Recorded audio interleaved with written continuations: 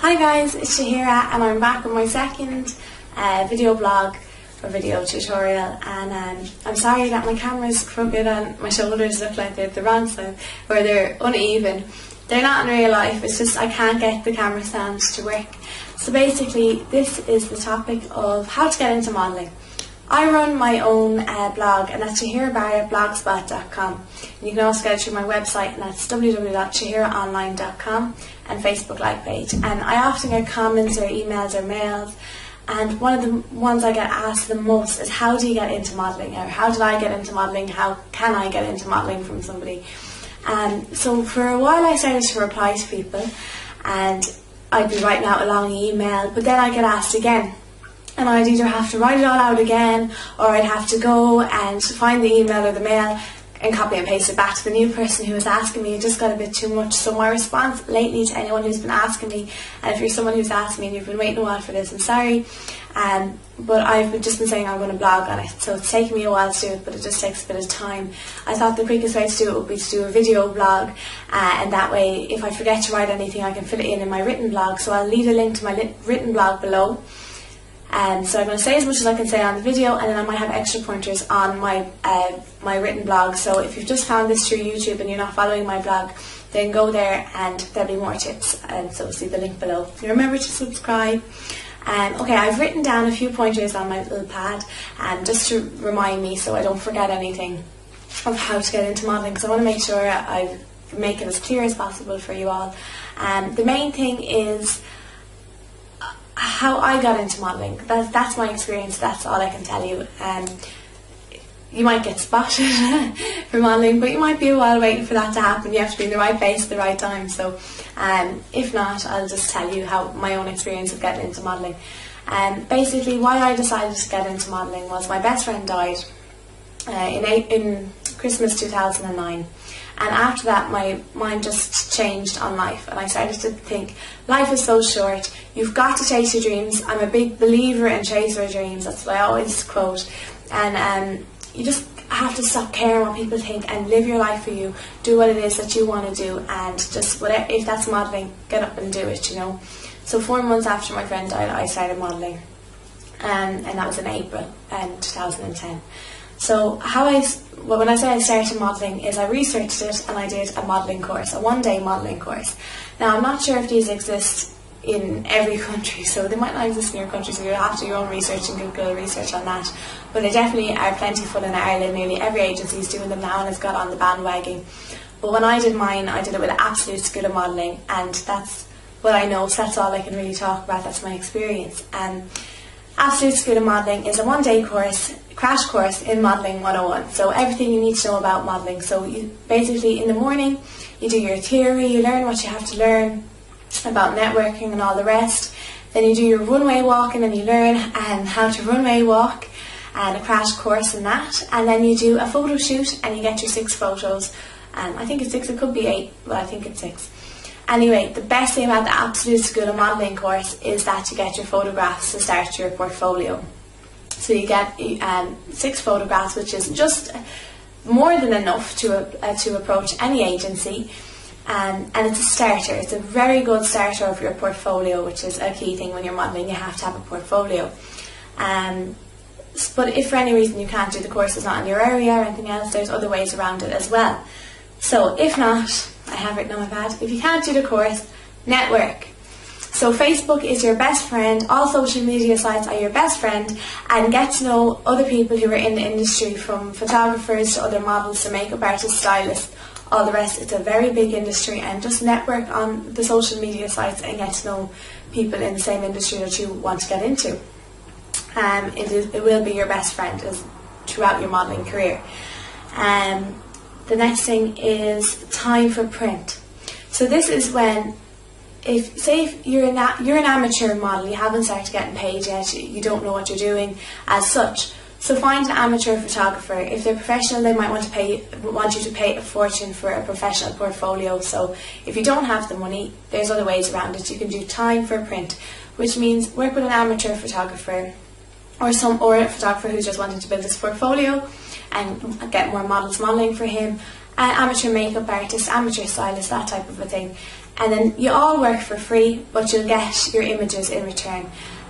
So everyone gets the images. The photographer gets the images for his portfolio, his photography portfolio, the makeup artist for hers, and you for yours. So it really works out very well, and that is a main thing to do, is start just building a portfolio for yourself.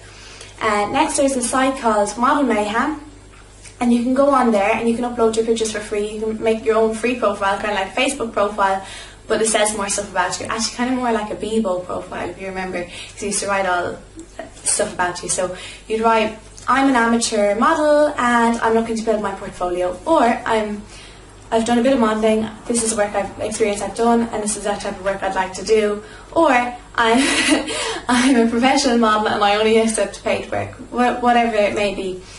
Anyway, you write up your little bio, whatever describes you, and then you put up your pictures. And then there's casting calls, and you put in your area, see the casting calls in Ireland, or the casting calls in Galway, or the casting calls in Dublin, or the casting calls in wherever you are, France.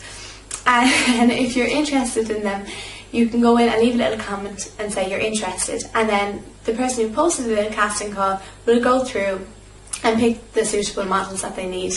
And then you'll get a mail, or you might not get a mail, don't worry, just reply to whichever ones. You can reply to as many as you want that you're interested in. So hopefully you'll get some work from that, and that'll be your time for print, and you'll start getting work experience. And work experience is a really important thing if you're not lucky enough to just get spotted and told to model and be on the catwalk in Paris or something like that. So it's more realistic. Next is, so that's Model Mayhem, which is free. Next is Open Days. Agencies aren't a secret cult or group that only some people know how to get into. There are open days for the public, and anybody can go along. Now, they always say that you don't need photos to attend an agency open day, but what I would say to you is you have more behind you if you go with some photos. I would encourage people to try to go with some photos after building a small portfolio for themselves. Because the main reason is you want to show yourself in different lights. If you go in there and you don't have any photos, all they're seeing is you, however you're presented. And they're not seeing how versatile you can be. And that is a key thing. Remember to be versatile as a model and to have different types of pictures, not the same type of picture all the time.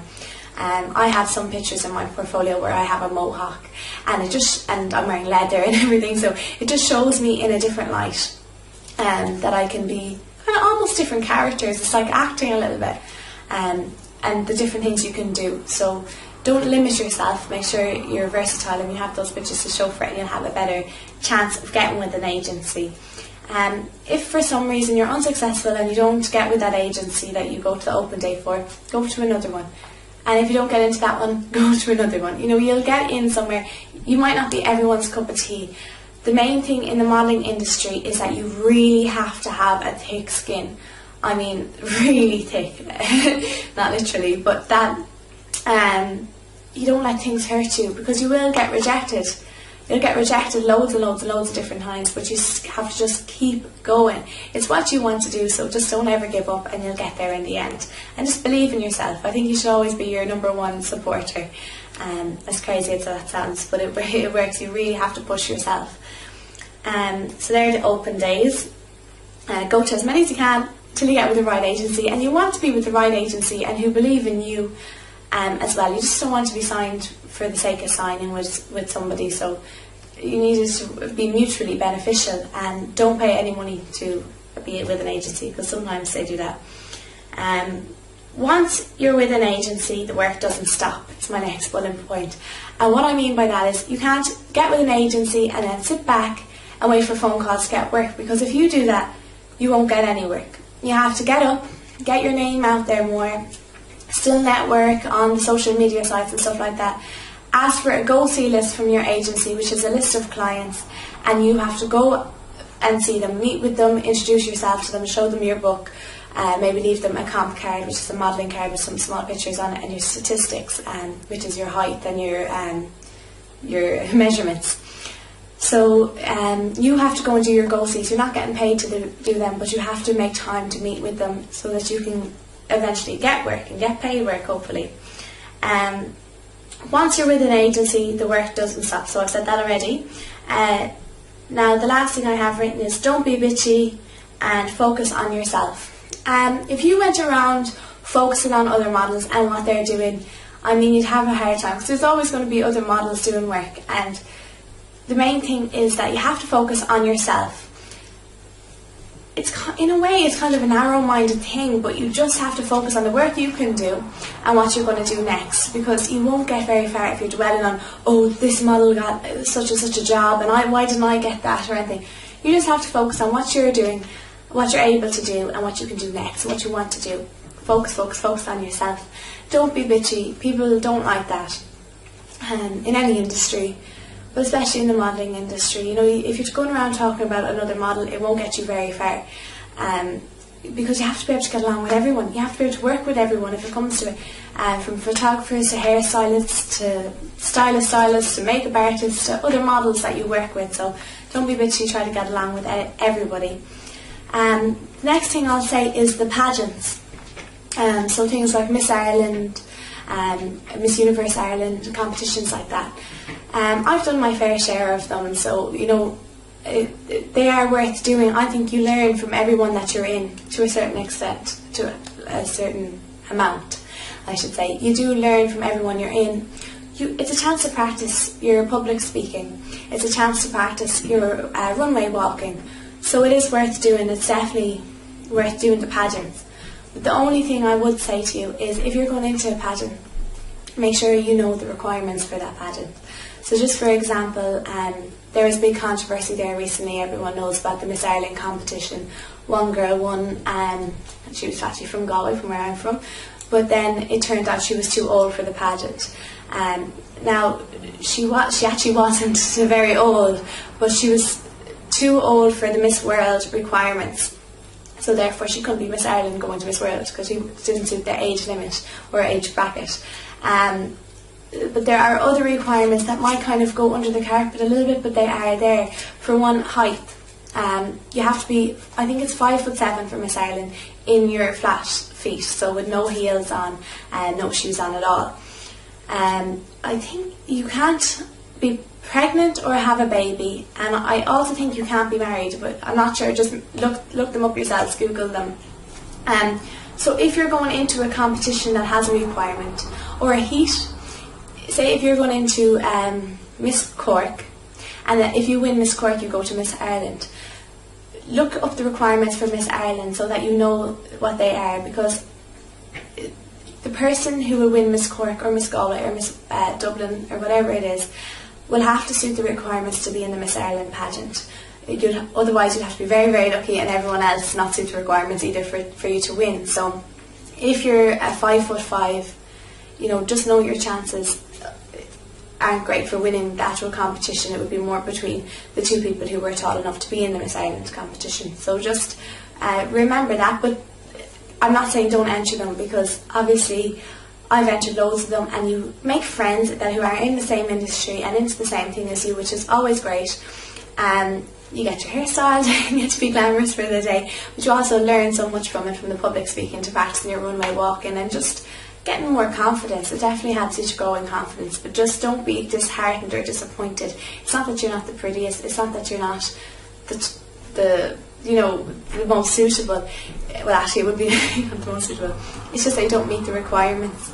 The person who wins will have to meet all the requirements, and then the person who wins Miss Ireland would have to meet the requirements for Miss World, and that's why Miss Mayo, who won Miss Ireland this year, didn't unfortunately get to go on to Miss World. So just look into those requirements. It's something that's come to light recently. If you have any more questions, just post them below or post them on my blog, where I'm going to put up some more information. So I hope this has been helpful in some way and has shed some light on the industry. I will do more blogs on modelling if that's what you'd like to know. Just make sure you ask me the questions so I know what type of questions to answer and I can be prepared. Okay, I hope it's been some help. Bye! Mwah!